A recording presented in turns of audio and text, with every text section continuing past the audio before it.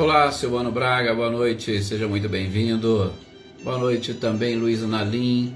Boa noite, Lídia. Boa noite também para a aniversariante de ontem, né? Leda Lovato. Boa noite, Leda. Seja muito bem-vinda. Boa noite também, Nadsan. Boa noite, Sr. Antônio Pazotto. Seja bem-vindo.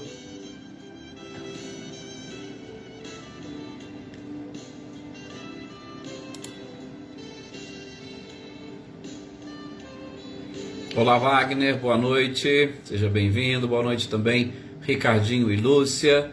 Boa noite, Aninha e Adriano Borges. Rosalie Abrantes, boa noite, Mariângela. Boa noite também, Ercília Machado. Boa noite, Elisângela, seja bem-vinda.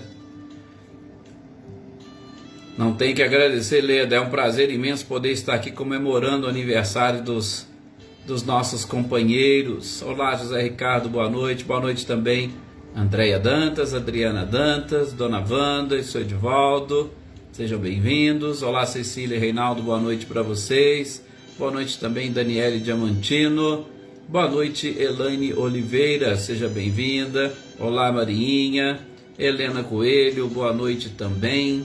Boa noite, Célia Furtado. Boa noite, Oneida Alves.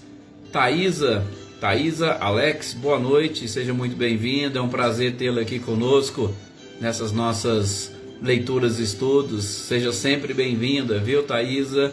Olá, Rosângela Queiroz, boa noite também, seja bem-vinda. Boa noite, Natália, boa noite também, Adair, seja muito bem-vinda. Espero que você também já esteja cada vez melhor, né, Adair, você e o seu companheiro. Cílios, parabéns para a Leda, ontem foi aniversário dela, que Jesus e a espiritualidade a acompanhem sempre, né? É o que nós pedimos. Dona Leopoldina, boa noite também, seja bem-vinda. Olá, Magali, como vai? Tudo bem? Prazer tê-la aqui conosco também nessas nossas reflexões, que bom. Salete, boa noite também para você, para o Márcio e para o Gustavo, sejam bem-vindos. Edna Bueno, boa noite também. Olá, Eveline, Roberta, Gabi e Vitor, boa noite para vocês. Boa noite, Tuca, seja bem-vinda. Seu Luiz Alberto, boa noite. Boa noite também para Clara Frias, seja bem-vinda. Olá, Maria Eleusa, boa noite. Que bom que deu certo hoje, né, Maria Eleusa? Cláudia Honor e Eliane, boa noite também para vocês. Olá, Lourdes, Ogata, boa noite, seja bem-vinda. Anitta e Clarindo, boa noite para vocês.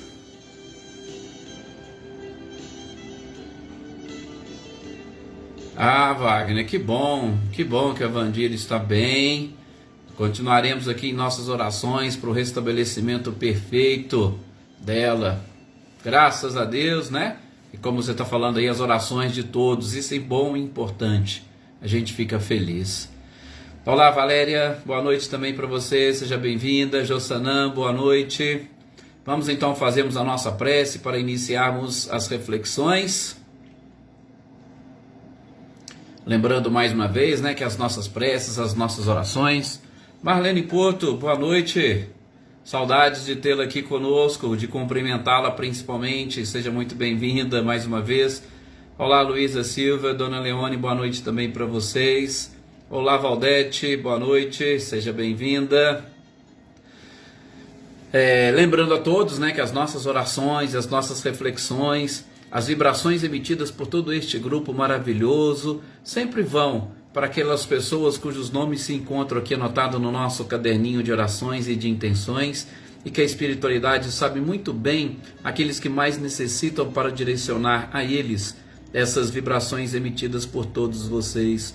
Assim como aproveitamos sempre aos aniversariantes, pelo menos aqueles que nós conhecemos, né, aqueles que nós não conhecemos e que fazem também, fiquem à vontade para se manifestar, e as nossas orações também. Tenha certeza que a espiritualidade levará até cada um de vocês as alegrias e principalmente o abraço fraternal. E na noite de hoje, como nós dissemos, é o aniversário da nossa querida companheira Leda, que foi ontem.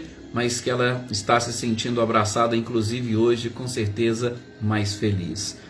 Rogamos ao nosso Mestre amado e querido Jesus a permissão para nesses instantes elevarmos o nosso pensamento, deixarmos de lado toda e qualquer preocupação, sobretudo do ponto de vista material, em especial porque nós veremos nos nossos estudos, nas nossas reflexões de hoje, que precisamos aprender a separar, sobretudo em determinados momentos, algumas coisas para que cada um tome o seu devido e respectivo lugar, facilitando assim a assimilação de tudo aquilo que nós precisamos e necessitamos para o nosso crescimento e para a nossa evolução.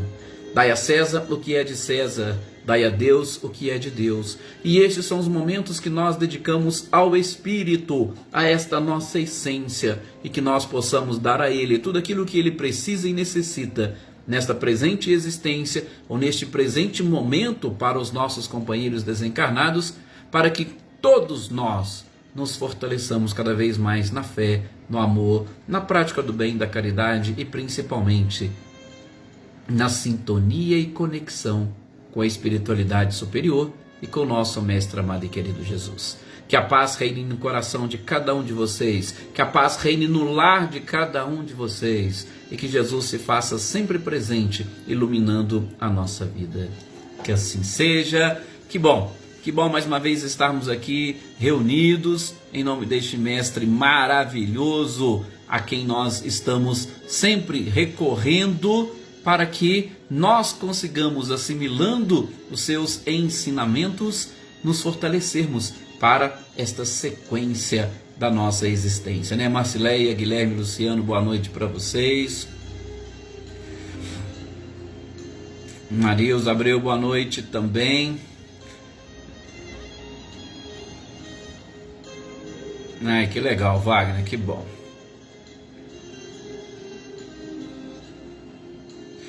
Perfeito. Gente, vamos então darmos a sequência. Nós já até iniciamos um pouco, né, essa reflexão sobre esse texto. Dai a César o que é de César e a Deus o que é de Deus. Sobretudo, eu não esqueço de exaltar essa postura do próprio Cristo, né, como nós dissemos naquela oportunidade, de jamais ficar em cima do muro. E eu falo que ela sempre me chama atenção, porque nós temos muito, ou nós temos um pouco disso, de não nos posicionarmos em determinados momentos, principalmente naqueles mais polêmicos e com determinadas pessoas, para nós não gerarmos nenhum tipo de desconforto. O Cristo não. O Cristo, como nós vimos nessa passagem, ele não fica em cima do muro, mas isso é por conta da sua própria sabedoria, isso é por conta da sua capacidade. E nós iniciamos falando que ele estava exatamente ali no templo, procurando levar às pessoas os seus ensinamentos, as suas informações, né? Levar tudo aquilo que ele veio trazer, porque nós temos essa necessidade de ouvirmos, sim, muitas das vezes até de repetirmos determinadas informações e ensinamentos para a gente conseguir efetivamente gravar, né? Rosilene, Osmane e Diego, boa noite para vocês, sejam bem-vindos. E Jesus estava ali, naquela oportunidade, ensinando aquelas pessoas, aquele povo, e é claro, deixando muito gravado para nós tudo aquilo que ele veio trazer. Boa noite, Gisela Goulart, seja bem-vinda. E eis que naquela oportunidade, e aí eu gosto de trazer um ponto, né? Roseli Salvador, boa noite, seja bem-vinda. Rosilda Martins, boa noite também. E eu gosto de trazer um ponto interessante que Pastorino toca na sua monumental obra Sabedoria do Evangelho, que naquelas ou em outras oportunidades, Jesus já teria escapado de algumas armadilhas feitas pelos escribas, pelos fariseus, pelos saduceus. E no texto do evangelista Mateus, ele é bem claro, exatamente nesse ponto que, ora, os fariseus, os próprios saduceus, já tinham sido desmascarados pelo próprio Cristo. E naquele momento, naquela oportunidade, principalmente no local onde ele se encontrava, né, Olga Colasso, boa noite, seja bem-vindo, tinham os discípulos dos fariseus e também os herodianos. É o que o texto diz. E só a título de curiosidades para vocês, porque se os fariseus chegassem, os saduceus, Jesus já os conhecia. Jesus já sabia o que aconteceria. Então o que eles fizeram? Olha, não vamos nós não, vamos mandar alguém. Vamos pedir para os nossos discípulos, né, os fariseus pensando, e os herodianos. Só que é o seguinte, é um detalhe bem interessante que Pastorino comenta. Os fariseus não eram adeptos, não eram amigos dos herodianos. Mas naquele momento eles se aliaram contra o Cristo. Olha para vocês verem, quando nós estamos diante de uma possibilidade, e principalmente de uma possibilidade de prevalência do bem, as forças do mal, elas não se preocupam, elas se reúnem e dentro desta união, eles tentam derrubar e desmascarar aquele que em tese seria um inimigo comum, né? Cris Queiroz, boa noite também, Cidinha. Então, veja que parte interessante e que eu particularmente falo, olha, deixa eu levar para essas nossas reflexões. Por quê? Porque nós também podemos, gente, sobretudo nos momentos mais inusitados, enfrentarmos algo parecido. A gente costuma dizer, basta você falar assim, olha, eu vou tomar ou eu vou adotar um caminho correto, um caminho do bem. Vocês podem ter certeza que vão vir forças de tudo quanto é lado, exatamente para tentar te desviar ou para não deixar você entrar dentro deste caminho ou nas trilhas deste caminho bom. Você pega um exemplo, vamos fazer o evangelho ou vamos implantar o evangelho no lar. Gente, é pessoas de dentro da própria casa, na família, que vão lutar contra, são as forças inimigas de fora, é a campainha que vai tocar no horário, é o telefone, alguma coisa no início deste processo irá com certeza atrapalhar. Para mostrar para vocês, o próprio Cristo enfrentou isso. Como se não bastasse, escribas, fariseus, saduceus, agora tinha os discípulos dos fariseus e os herodianos, né? Boa noite, Elisete França, seja bem-vinda. Só para a gente saber, quem que eram os discípulos dos fariseus? Os discípulos dos fariseus eram aqueles alunos das escolas rabínicas, né? Para você se tornar um rabino, você tinha que estudar, você tinha que aprender, e aí depois, né, você poderia sim fazer o uso dessa palavra e dominar os próprios ensinamentos, né? Marquinhos Pereira, boa noite, seja bem-vindo. E os discípulos eram justamente aqueles alunos daquelas escolas. Então os fariseus não foram, pediram para os seus discípulos. Por quê? Porque eles já eram conhecidos do Cristo e não daria muito certo. E os herodianos, quem eram? Os herodianos eram os partidários de Herodes, os seguidores fiéis de Herodes. Gente, que embora eles não compartilhavam muito com o povo, pelo contrário, eles até partilhavam dos interesses dos romanos. E veja, eu achei interessante esse ponto, porque, e como eu disse a vocês, é uma das passagens que me chama a atenção por conta do ficar em cima do muro. Os herodianos eram pessoas pertencentes àquele povo oprimido, mas eles preferiram partilhar dos interesses dos romanos. Sabe aquele ditado que a gente diz, eu não posso vencer o inimigo, então me junto a ele? Os herodianos eram mais ou menos assim. Vamos nos juntar e nos unir aos romanos, que eles não acham briga, não caçam confusão com a gente e pode deixar a gente quieto. Então, são aqueles que preferem ficar exatamente em cima do muro, ou eles vão pendendo para aquele lado mais interessante para cada um deles. Então, quando vocês lerem esta passagem, principalmente de acordo com algumas traduções, discípulos dos fariseus eram os alunos das escolas dos sacerdotes, e os herodianos eram justamente os seguidores fiéis de Herodes. E ali, como nós dissemos, os inimigos se unindo para tentar Jesus. Os inimigos se unindo para armar ou fazer uma armadilha para o próprio Cristo. E a título de curiosidade, dentro de um parênteses, nós estamos no capítulo 22, versículos de 15 a 22. Capítulo 20, versículo 20, 15 a 22. No versículo 23, logo na sequência desse mesmo evangelho de Mateus, a gente vai ver que são os saduceus que vão tentar fazer alguma armadilha para pegar o Cristo. Veja, Cristo viveu durante toda a sua existência com esta preocupação, se eu posso assim dizer, né? Porque preocupação, claro, ele não tinha, ele tinha sabedoria para sair de qualquer armadilha, ok? Então vamos lá. Seguindo, o próprio evangelista vai dizer que eles tinham e estavam armando.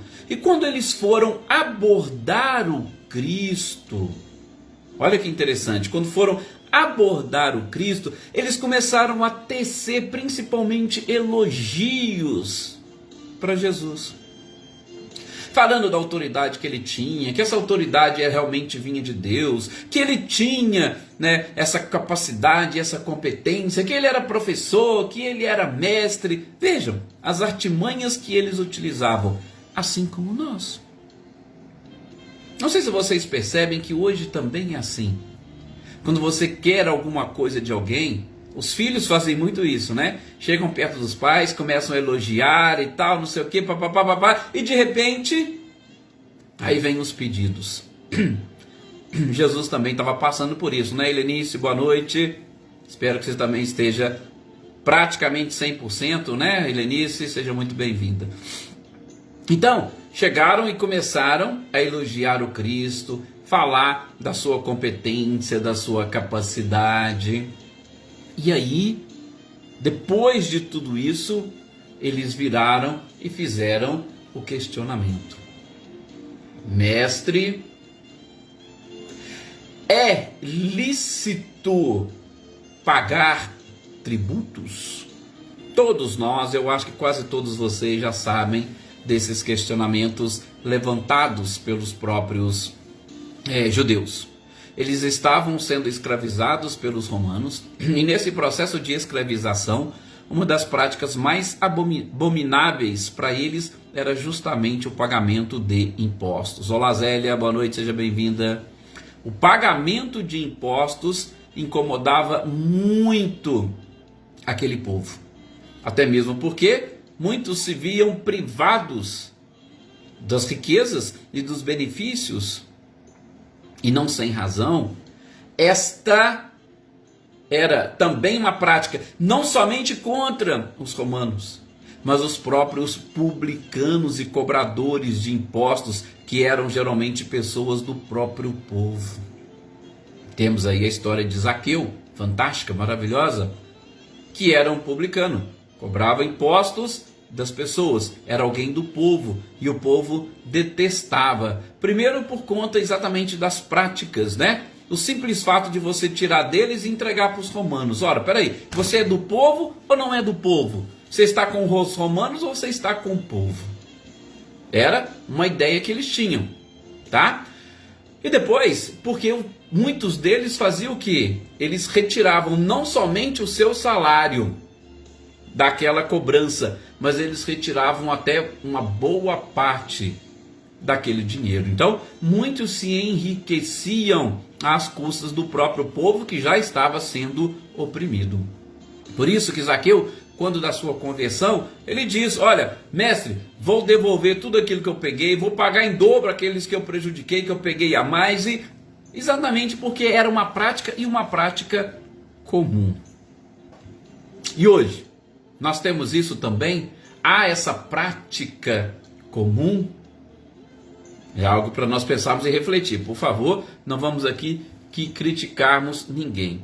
Mas é só interessante nós fazermos uma referência, porque vai ser importante na sequência das nossas reflexões sobre este texto. Gente, até hoje nós temos como abominável esse pagamento de impostos.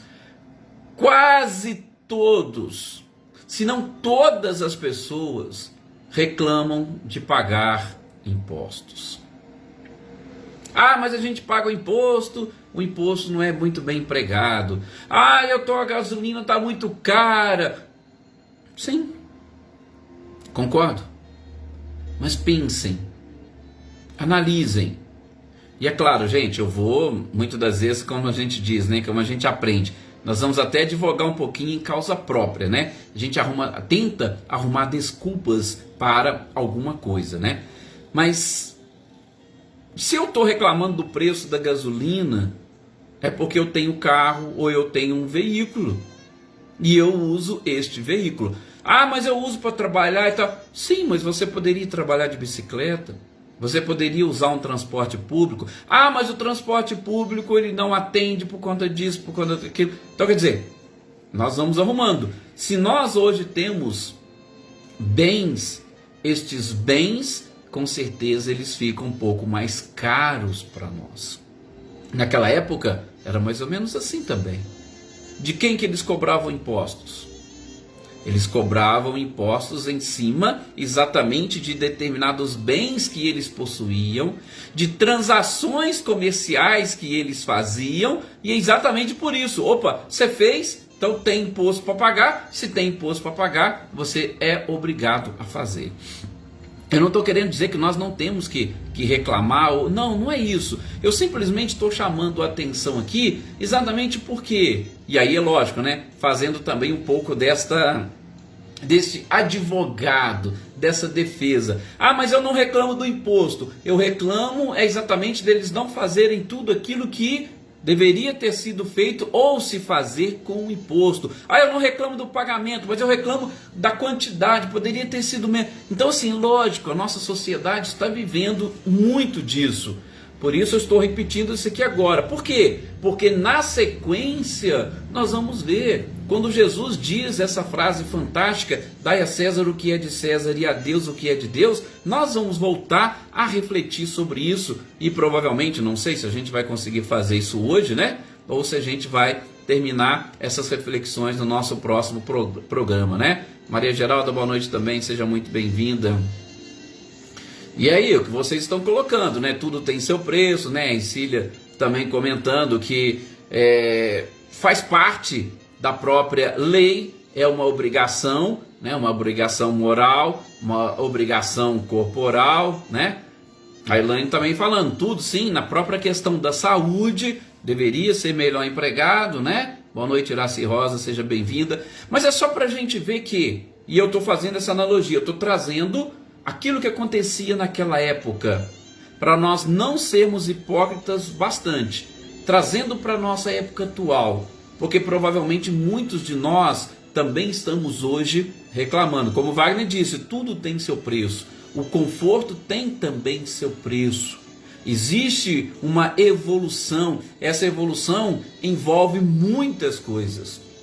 Agora, a gente não esquece, e nós não estamos aqui também cobrando isso, mas o próprio Cristo disse, diante de tudo aquilo que vocês estão falando, nós não podemos esquecer, o escândalo virá, mas ai daquele por quem o escândalo vier. Então, só para a gente analisar até que ponto as nossas reclamações são justas e até que ponto nós não estamos exagerando naquilo que nós estamos reclamando. Porque muitas das vezes nós reclamamos e, como disse o Wagner, pagando um preço que nós mesmos escolhemos. Então é só para a gente avaliar o nível da nossa reclamação. Ponto. Fechando a questão, voltemos à análise desta armadilha elaborada e naquele instante, principalmente sendo questionado o mestre pelos discípulos dos fariseus e os herodianos. E a armadilha consistia exatamente no seguinte, gente, vejam, se Jesus falasse, olha, é lícito, vocês têm que pagar impostos.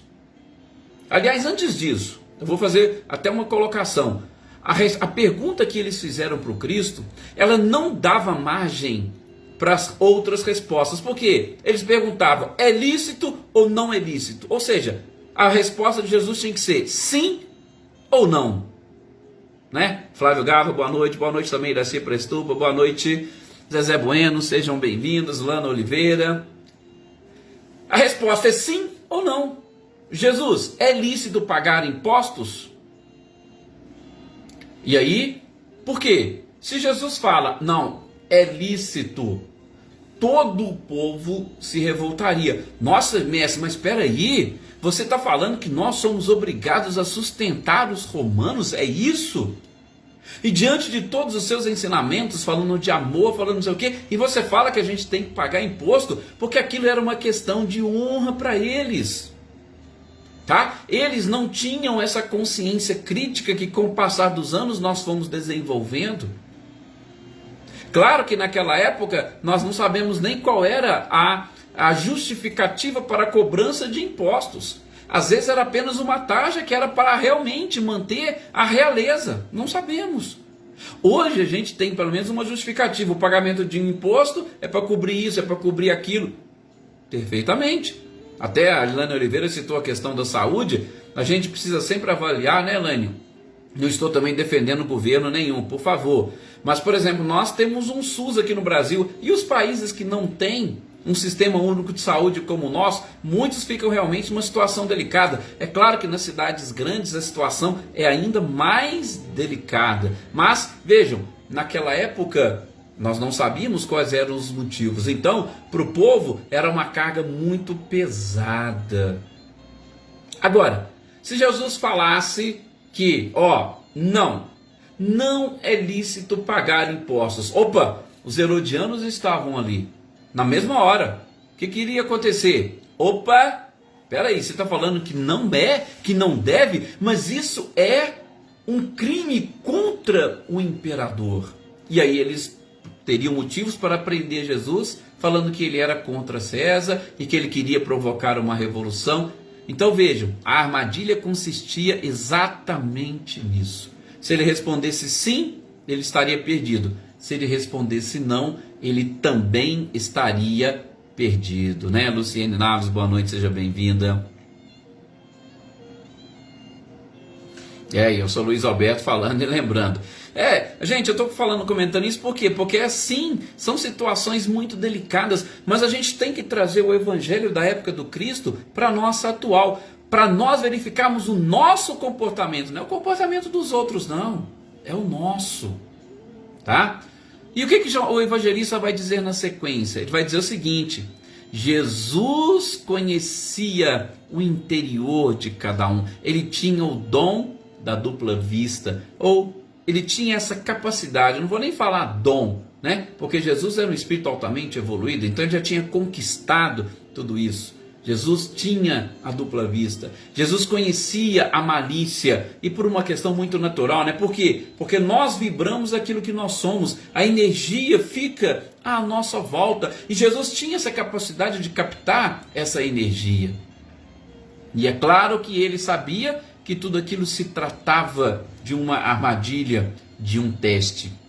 Mas, como sempre, ele não desperdiçava as oportunidades de ensinar. Tanto é que ele disse: por que quereis me testar?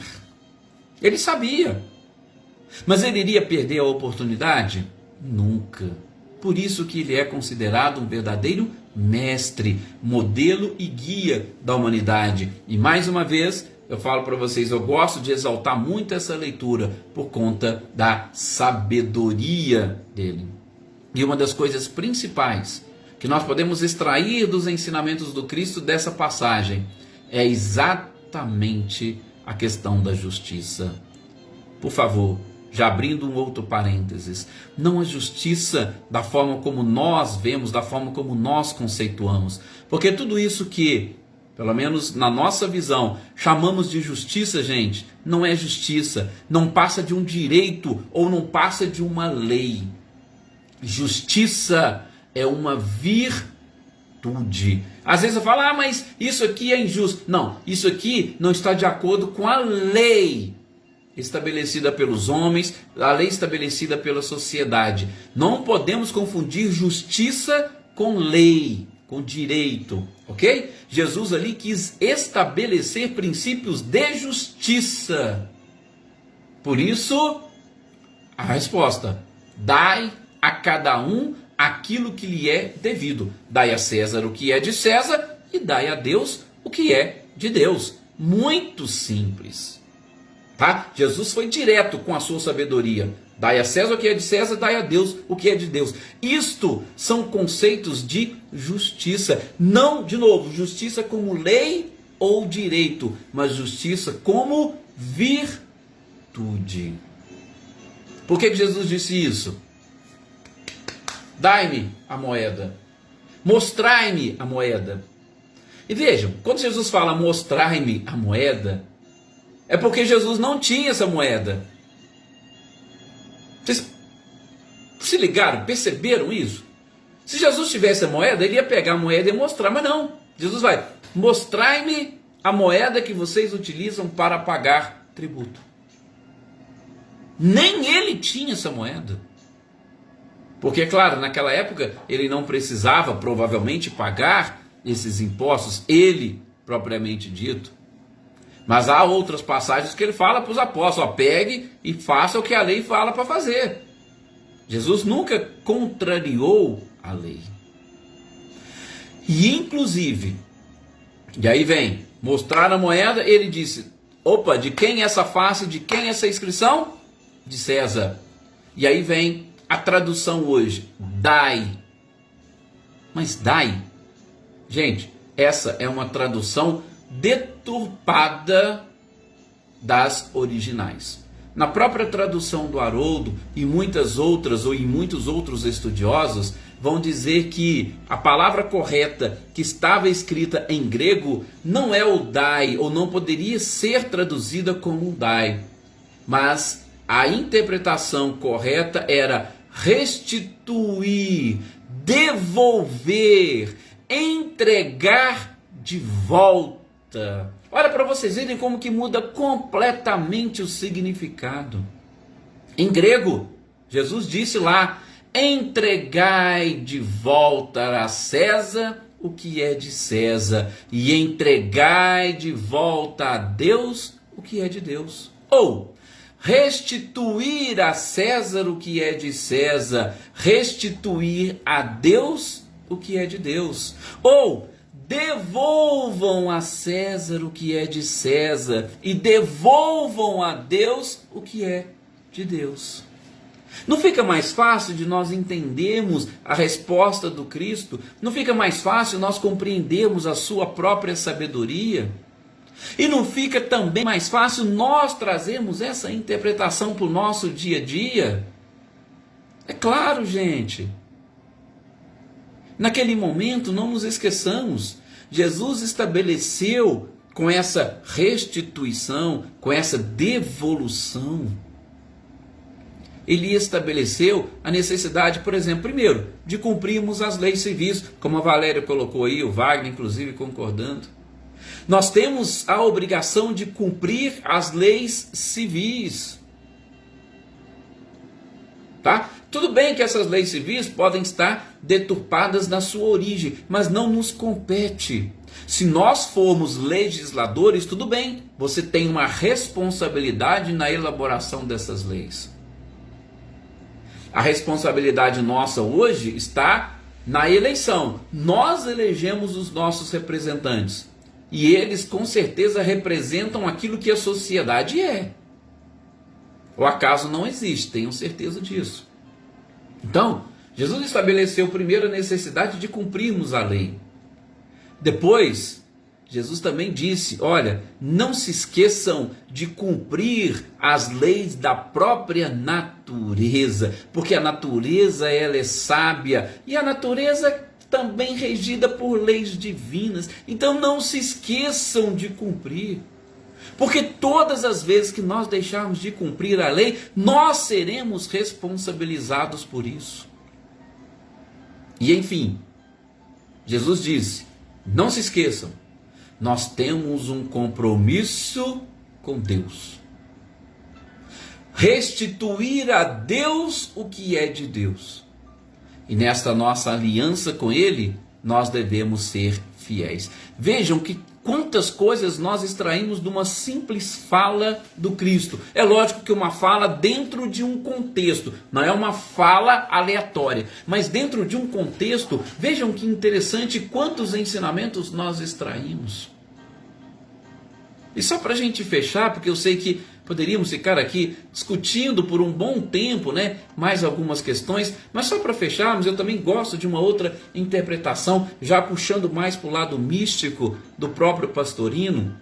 Ele diz o seguinte, gente: essa moeda, por exemplo, numa interpretação mística, ela representa o nosso próprio corpo. Já pararam para pensar nisso?